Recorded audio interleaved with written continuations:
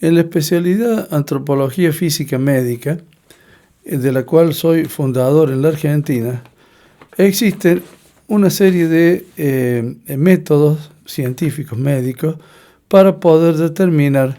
la medición de todo el esqueleto humano, el esqueleto óseo. Y por lo tanto el esqueleto lo vamos a dividir en dos partes para estudiarlo. Una que sería el cráneo y la cara, que se llama esqueleto craneano, y otro que sería el estudio del postcráneo, o sea, el resto del cuerpo, huesos largos y huesos cortos, etc. Con respecto a la primera parte, que es la que vamos a tratar de explicar algunas definiciones ahora, tenemos que en la craniometría siempre existen problemas desde las épocas de la fundación de la antropología física. ¿Por qué? Porque cada vez que uno mide el cráneo y hace la antropometría craneana o craniometría, resulta que surgen una serie de errores y una serie de mediciones mal hechas, a pesar de que uno las va repitiendo y repitiendo, y siempre resulta muy complicado tener que medir un cráneo. Lógicamente que en esta craniometría, que dentro de medicina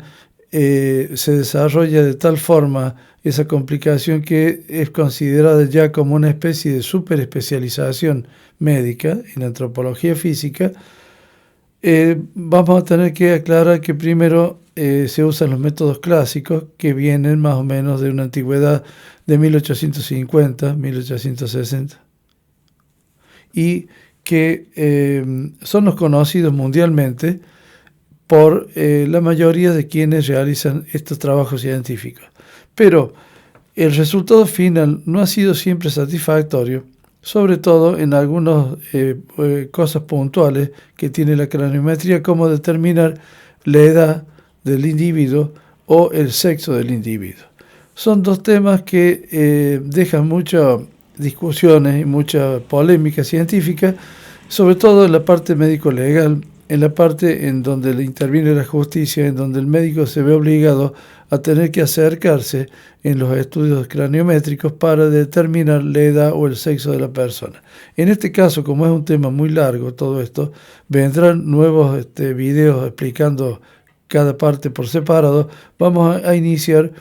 el tema de la craniometría para determinar la edad del individuo.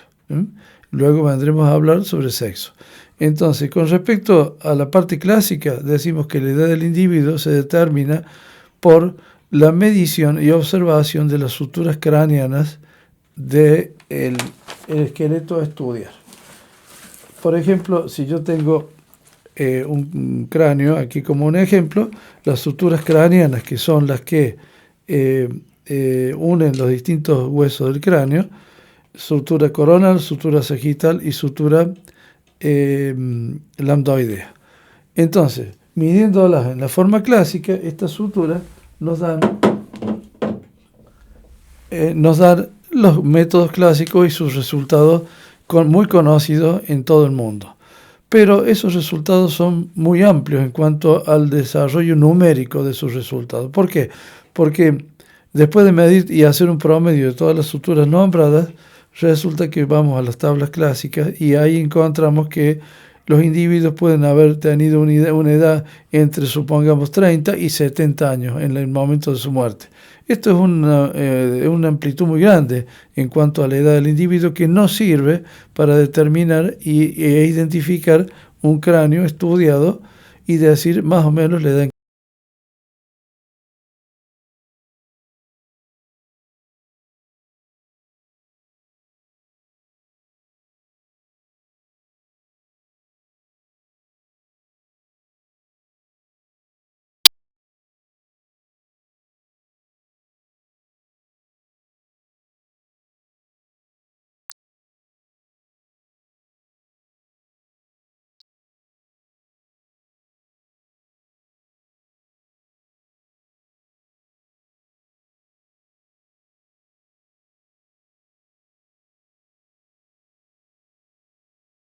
En edad, o sea, de un niño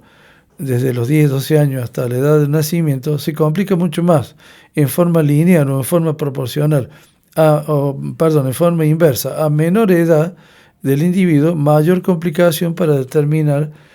la edad de muerte del individuo. Entonces, frente a esos problemas, es que uno cuando mide un cráneo, y después de haberlo medido durante muchos años y haber investigado mucho tiempo al respecto, le agrega no solo a los índices ya conocidos de craniometría, sino también le agrega índices propios que llevan mi nombre, porque así los he registrado, de los cuales en este momento vamos a tratar de describir el primero. Y se llama el índice de desarrollo intelectual y estrés de Pioti. Lo he llamado de esta forma porque la comprobación de tantos años de estudio nos hace ver de que el individuo que ha desarrollado más el aspecto intelectual durante su vida ha tenido, por lógica, mayor conocimiento de las cosas y eso le generó también mayor índice de estrés en su vida. Por el contrario, los individuos que han desarrollado poco la parte intelectual y han tenido, por lo tanto, menos estrés, se han conformado o han dejado desarrollar naturalmente, casi sin darse cuenta, el desarrollo de la intuición. Entonces, cuando uno hace un promedio para determinar la edad de ese individuo en la craniometría posterior a su muerte, hacemos lo siguiente. Primero, determinamos, por las tablas clásicas que hemos nombrado, determinamos la identificación en las suturas craneanas correspondiente a un promedio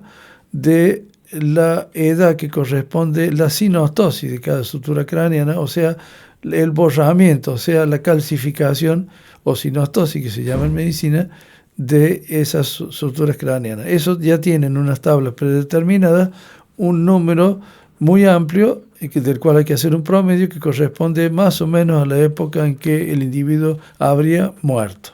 en la edad del individuo cuando muere. Luego determinamos por otro método, ya en el maxilar inferior o en el maxilar superior, en la dentadura de este individuo, determinamos